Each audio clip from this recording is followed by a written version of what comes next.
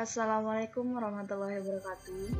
Nama saya Windy Putri Rahayu dari kelas B R002 Prodi Kehutanan Fakultas Pertanian di Universitas Jambi.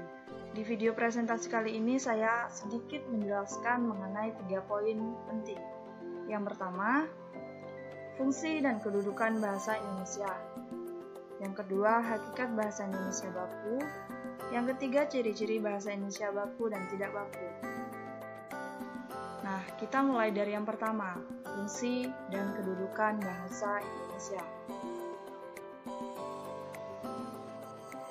Bahasa Indonesia memiliki 2 kedudukan yang sangat penting. Yang pertama, bahasa Indonesia sebagai bahasa nasional. Sama artinya dengan bahasa persatuan atau bahasa komunikasi. Kenapa bisa dibilang dengan bahasa persatuan? Karena hal ini terjadi ketika saat Sumpah Pemuda yang memunculkan konsep rasa persatuan. Nah, bahasa komunikasi artinya bahasa interaksi yang digunakan di kehidupan sehari-hari. Untuk yang kedua, bahasa Indonesia sebagai bahasa negara bisa dibilang dengan bahasa resmi. Nah, maksud dari bahasa resmi ini karena bahasa yang digunakan dalam kaidah-kaidah resmi yang bersifat resmi di kenegaraan. Nah, selanjutnya dalam fungsi bahasa Indonesia terbagi menjadi 2. Yang pertama, fungsi bahasa Indonesia sebagai bahasa nasional dengan memiliki 4 aspek. Yang pertama, sebagai lambang kebanggaan nasional. Artinya, bahasa Indonesia mencerminkan nilai-nilai sosial budaya yang mendasari rasa kebangsaan. Yang kedua, sebagai lambang identitas nasional. Bahasa Indonesia memiliki identitasnya apabila masyarakat pemakainya, terutama kaum muda, untuk mengembangkannya sedemikian rupa sehingga bersih dari unsur bahasa lain. Yang ketiga, sebagai alat pemersatu bangsa.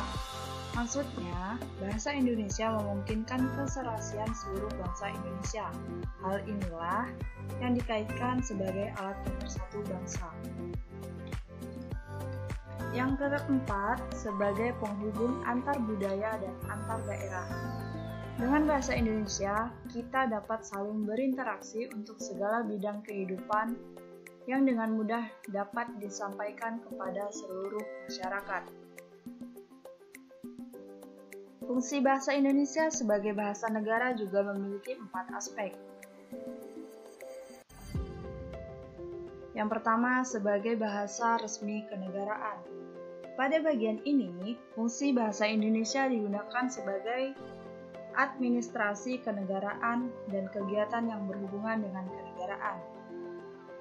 Yang kedua, sebagai bahasa pengantar dalam dunia pendidikan. Maksudnya adalah bahasa yang digunakan lembaga pendidikan, baik formal dan non-formal, baik tingkat kanak-kanak maupun perguruan tinggi. Yang ketiga, sebagai alat penghubung resmi negara. Bahasa Indonesia tidak hanya dipakai sebagai alat komunikasi timbal balik, namun juga penghubung di dalam masyarakat yang keadaan sosial dan budaya serta bahasa yang sama.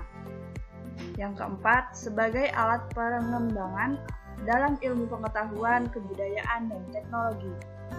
Dalam kaitan ini, bahasa Indonesia adalah salah satu alat yang memungkinkan untuk membina serta mengembangkan kebudayaan nasional sedemikian rupa sehingga memiliki identitasnya tersendiri. Untuk pembahasan selanjutnya, kita akan membahas pada poin yang kedua, yaitu hakikat bahasa Indonesia baku. Pengertian hakikat bahasa. Hakikat bahasa adalah dasar atau intisari dari sistem lambang bunyi.